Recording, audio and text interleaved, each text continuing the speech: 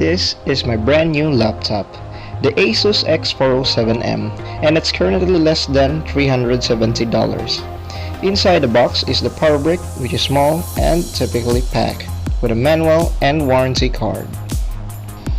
The hardware at first glance looks plasticky, but brush finish feels great. The sides have some interesting parts. We have a headphone jack, a USB 3.1, HDMI, and lastly a microSD card for slot of data transfer and the likes.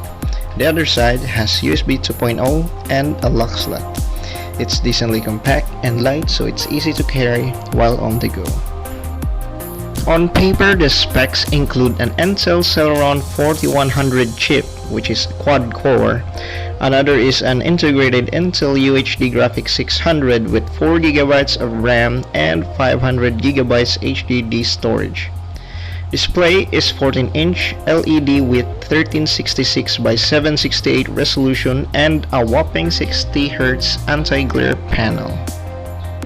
Performance of the device as a daily driver. It's a bit of a good experience.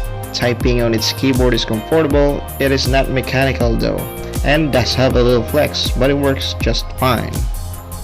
Camera is equipped with a VGA lens, so for people who work with clients over a video call, I don't suggest using this laptop for its quality. And here's a sample. And this is the front camera of this device, and it's only just VGA quality. Well, it's great and has a few frame rate drops, but it works fine. Speaker is loud on a flat surface. This is because the sound of the speaker is downfiring. It also has a pretty clear bass.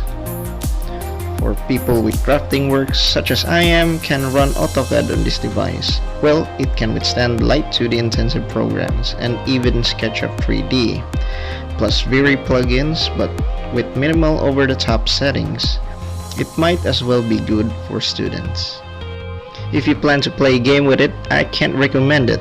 Games like Modern Warfare 3 are playable but on a very low setting and dropping frame rates here and there. It's a little upsetting.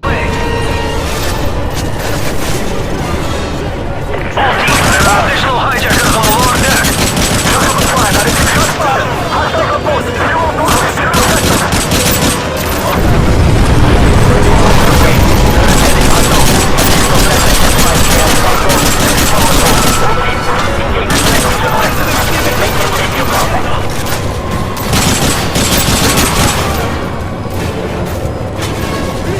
My verdict on this device is that it's good and pretty decent.